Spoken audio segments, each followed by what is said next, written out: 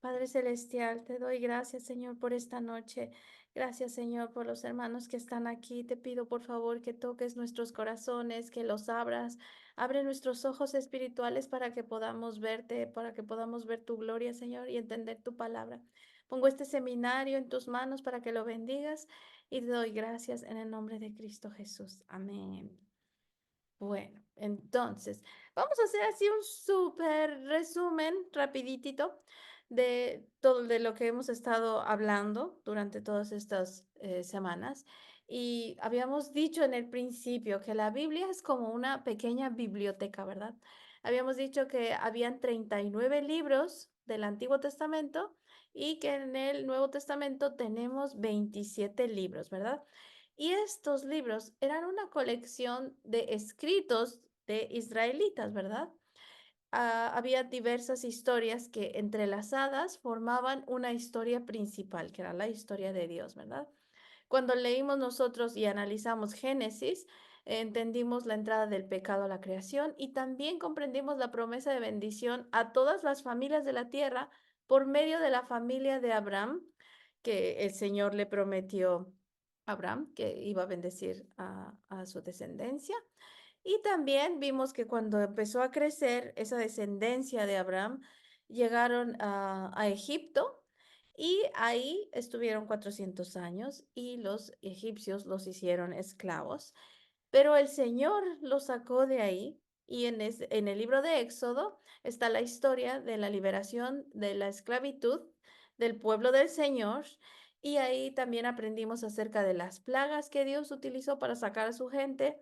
Aprendimos sobre la Pascua y cómo tiene que ver la Pascua con el sacrificio de nuestro Señor Jesús. También vimos cómo el Señor los sacó con gran poder. Uno de los milagros que hizo para sacarlos fue abrir el mar rojo, ¿verdad? También estudiamos acerca del convenio, hablamos de lo que se trataba la ley de Moisés, ¿verdad? Que era el convenio entre Dios y su pueblo. También vimos que al momento de que Moisés les daba las leyes del Señor, ellos se rebelaron y entonces adoraron a un becerro de oro. Y después de esto, el Señor les ordena construir un santuario o construir un tabernáculo, ¿ok? Porque el Señor quería vivir ahí con ellos, quería estar en medio de ellos. Bueno, entonces, Éxodo podemos dividirlo en cuatro partes. La primera parte habla de Dios y su pueblo y hacen una ceremonia oficial, el convenio, donde determinan los términos de su relación. Es cuando Moisés lleva los 10 mandamientos al pueblo de Dios y les pregunta el Señor, ¿ustedes quieren ser mi pueblo? Y si ustedes aceptan, yo voy a ser su Dios. Y entonces ellos aceptaron y eso es como que la firma del convenio entre Dios y su pueblo. Después Dios le da a Moisés unas instrucciones para hacer un santuario, para hacer un tabernáculo. Mientras Dios escribe las leyes y los términos de su convenio, los israelitas rompen los dos primeros mandamientos al hacer un ídolo, el becerro de oro. Sin embargo, Dios perdona su pecado y le da a Moisés instrucciones específicas y detalladas para este santuario y explica los términos de cómo la gente debe acercarse a él, ¿ok? Antes de hablar acerca del santuario, hoy quiero poner las bases que nos van a ayudar a entender un poco más nuestra lectura en términos espirituales, ¿ok? Ahora, cuando Moisés y los israelitas estaban en el desierto de camino a Canaán, Moisés tenía una tienda y a esa tienda se le llamaba la tienda de reunión. Era la tienda de reunión entre Dios y Moisés. Cada vez que Moisés o el pueblo querían consultarle algo al Señor, Moisés entraba en la tienda y hablaba directamente con el Señor. Pero después de que el Señor les da instrucciones más específicas, se hace un tabernáculo, se hace una tienda un poquito más detallada, con muchas cosas específicas que Dios quería que tuvieran. Ajá. Pero para ministrar, para servir en este tabernáculo, el Señor eligió a una de las tribus de Israel, ¿ok? La elección que el Señor hizo fue la elección de los levitas. Pero, ¿qué es lo que pasó? ¿Cómo es que el Señor los eligió? Ok, en primer lugar vamos a leer Éxodo 32, 25 y 26. Dice así. Al ver Moisés que el pueblo estaba desenfrenado y que Aarón les había permitido desmandarse y convertirse en el reír de sus enemigos. Se puso a la entrada del campamento y dijo: todo el que esté de parte del Señor, que se pase de mi lado. Y se le unieron todos los levitas. Entonces, imagínense aquí, el pueblo está hecho un desastre, bailando, adorando a este becerro. Y entonces Moisés los ve y les dice: todo el que esté de parte del Señor, pásese de este lado, y los que no, se quedan del otro lado. Y dice la escritura que todos los levitas, es decir, la tribu de Leví, todos se unieron y se pasaron del lado de Moisés. Después continuamos en el 27 y 28. Entonces les dijo Moisés: el Señor Dios de Israel ordena lo siguiente: cíñase cada uno la espada y recorra todo el campamento de un extremo al otro y mate al que se le ponga enfrente, sea hermano, amigo o vecino. Los levitas hicieron lo que les mandó Moisés, y aquel día mataron como a 3,000 israelitas. ¿Qué es lo que dice aquí la escritura? Que el Señor les dijo a los levitas que se habían pasado del lado de Moisés: maten a cualquiera que se les ponga enfrente, y no importa si es su hermano, no importa si es de su familia, si es un conocido, si es un amigo, lo tienen que matar. Y los levitas obedecieron al Señor, mataron a 3,000 israelitas, es decir, eran sus hermanos de alguna manera, pertenecían a las tribus de Israel, ¿ok? Ahora, yo creo que esta es una de las lecciones más difíciles que me toca dar en cuanto a la palabra del Señor, porque muchas personas les cuesta trabajo entender, o les cuesta trabajo aceptar esto que enseña la escritura. Y este es un principio súper importante que necesitamos para entender que seguir a Jesús nos cuesta sacrificios, y a veces nos cuesta sacrificar a personas que pertenecen a nuestra propia familia. Fíjense lo que dice Lucas 14:26. Si alguno viene a mí y no sacrifica el amor a su padre y a su madre, a su esposa y a sus hijos, a sus hermanos y a sus hermanas, y aún su propia vida, no puede ser mi discípulo. Aquí Jesús, el Señor, está pidiendo exclusividad. Si alguien ama más a su propia familia que a mí, entonces no puede ser mi discípulo. El Señor rechaza a una persona que no lo puede tener como prioridad. Y esto es algo realmente difícil de aceptar, porque de hecho muchos evangélicos, muchos cristianos, especialmente los de occidentales, ponen un orden en las prioridades. Y ellos dicen que lo primero que tenemos que tener en la vida es a Dios, nuestra relación con Él. Después, en el orden de prioridad, siguen nuestros cónyuges, nuestro esposo, nuestra esposa. Después nuestros hijos, después el trabajo y después el ministerio. Este es el orden de las prioridades que, pues yo creo que la mayoría de los evangélicos aceptarían. Sin embargo, no es lo que enseña la escritura. Lo más importante para Dios es Cristo, es decir, Dios y la familia de Dios, ¿ok? Cristo y su familia. Y después, en un orden, digamos que sobre esa base está la iglesia, el ministerio, está el trabajo, están los familiares y amigos, están los hijos, está el esposo, están los padres, etcétera. Si nuestra familia, si nuestro trabajo, si no tenemos fundamentos que sean de Cristo, entonces eso no es correcto. Yo tengo que tener a Cristo y a su familia antes que todo. Y entonces nos debemos preguntar a nosotros: ¿es Cristo el centro de mi vida en todos los ámbitos en los que me muevo y en los que me relaciono? Y esto es importante porque fíjense, en tiempos bíblicos, una familia era mucho más que un refugio privado de afecto.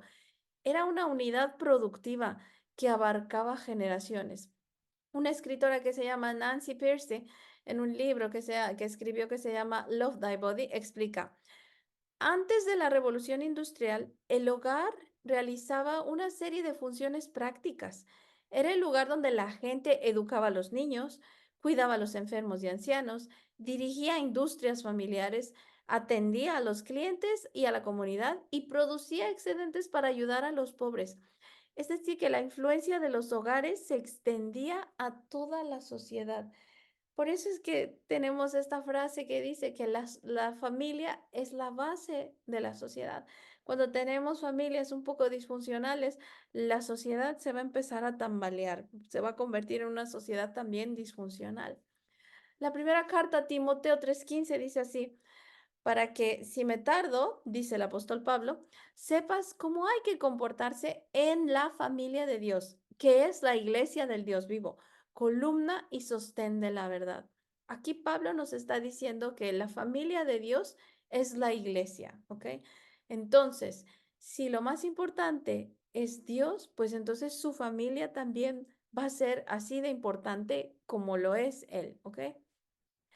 Los miembros de la familia de Dios, por todas las generaciones, deberíamos trabajar hombro con hombro en el negocio familiar, que es bendecir a todas las familias del mundo con el mensaje del Evangelio. Hace rato acabo de leer este texto donde decía esta escritora Nancy que la familia antes era donde se llevaban a cabo diferentes cosas que sostenían a la sociedad, ¿verdad?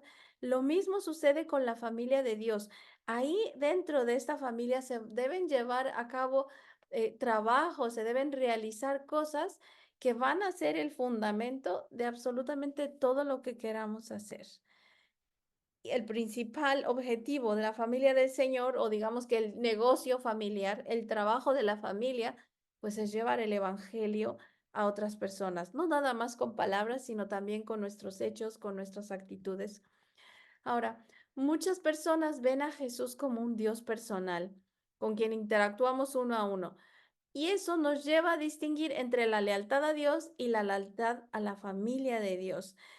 ¿Qué quiero decir con esto? Que muchas personas dicen, no, lo más importante es tu relación con Dios. Yo tengo mi relación con Dios, yo hablo con Él me habla, yo leo su palabra, yo oro y ya. Y ellos creen que eso ya es lo más importante y entonces comienzan a poner otras prioridades antes que poner como prioridad la iglesia y la familia del Señor. Lo hacen como un Dios individual y no un Dios como en colectivo. Es como decirle a Dios, bueno, yo estoy contigo, pero a tu familia, esa la dejo después, eso no me importa tanto como tú. Pero Dios no se puede separar de su propia familia.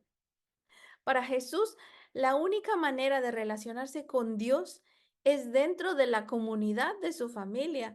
Por lo tanto, las prioridades relacionales de Jesús se parecen a esto. Número uno es Dios y su familia. Esa debe ser nuestra prioridad. Dios y la iglesia. Dios y los hermanos y hermanas de la fe. En número dos, mi familia natural. Y número tres, cualquier otra cosa. El trabajo, los amigos, lo que sea. ¿Ok? Entonces, lo primero que debemos tener como prioridad en nuestra vida es a Dios y su familia. Es a Dios y a nuestros hermanos de la fe. Claro que esto se parece mucho a lo que significa cargar nuestra propia cruz, porque no es fácil hacer esto. Pero yo por experiencia les puedo decir que les va a traer bendición, porque entonces el Señor lo que va a hacer cuando lo obedecemos en este aspecto es que Él va a traer a nuestra familia junto con nosotros para que estemos juntos en la familia del Señor. Es decir, Él va a traer a nuestra familia natural para que estemos todos juntos dentro de la familia de la fe. Ahora, esta clasificación es difícil de aceptar para la mayoría de los evangélicos occidentales, pero entonces tiene más sentido para las declaraciones antifamilia de Jesús. ¿A qué declaraciones antifamilia de Jesús me refiero? Jesús vivió en una cultura donde la lealtad familiar reinaba supremamente. Si Jesús tenía la intención de establecer una nueva familia nacida de la fe, pues esta iba a tener prioridad sobre la familia natural. Y obviamente esto iba a hacer que Jesús desafiara la lealtad familiar natural una y otra vez durante su ministerio terrenal. Y esto es precisamente lo que encontramos en los evangelios. Fíjense lo que dice Mateo 12, 46, 50. Mientras Jesús le hablaba a la multitud, se presentaron su madre y sus hermanos. Y aquí estamos hablando de su madre y sus hermanos naturales. Se quedaron afuera y deseaban hablar con él. Alguien le dijo, tu madre y tus hermanos están afuera y quieren hablar contigo. ¿Quién es mi madre y quiénes son mis hermanos? Replicó Jesús.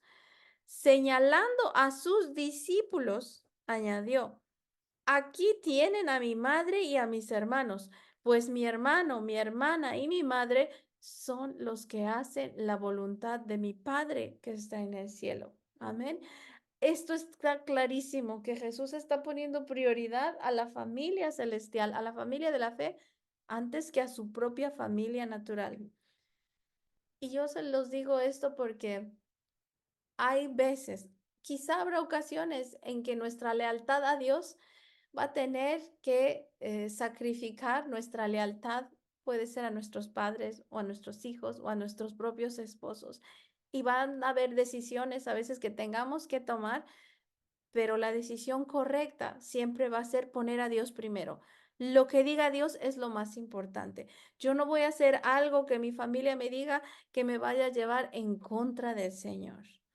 Si bien nuestras familias naturales siguen siendo las relaciones terrenales más significativas que tenemos, pues debemos aprender a situar a nuestras familias naturales bajo la sombrilla de la familia de Dios, no como entidades sociales distintas que compiten por el tiempo y la atención, sino como miembros de la misma familia.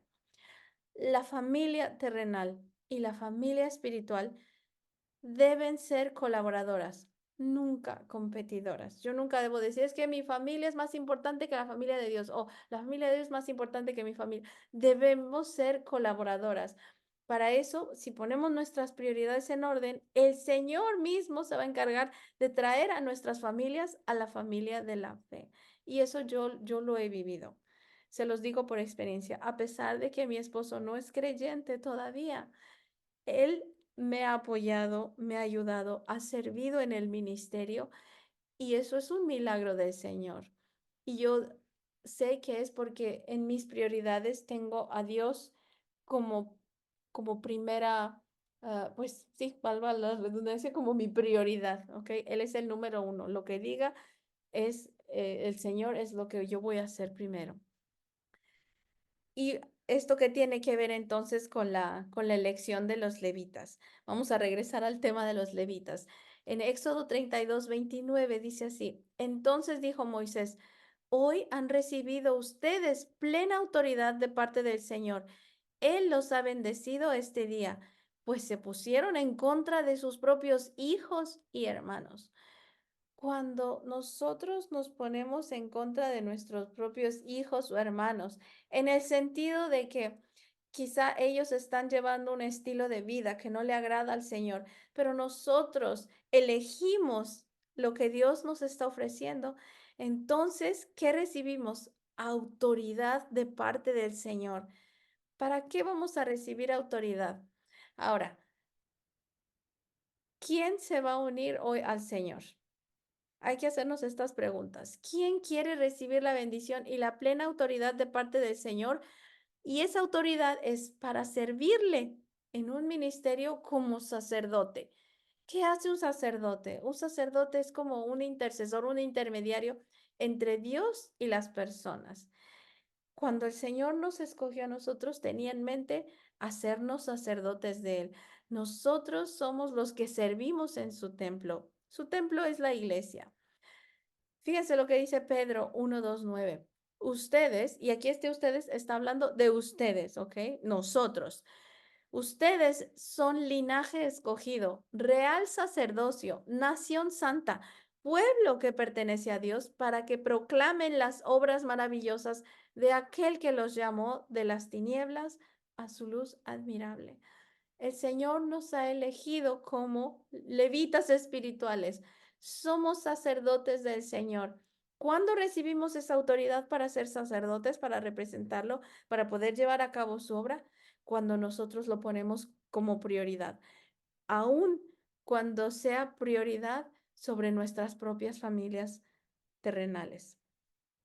Si el Señor nos entregara el Señor nos entregará un ministerio el día que decidamos aliarnos con Él, aun cuando nuestras acciones vayan en contra de nuestros propios seres queridos.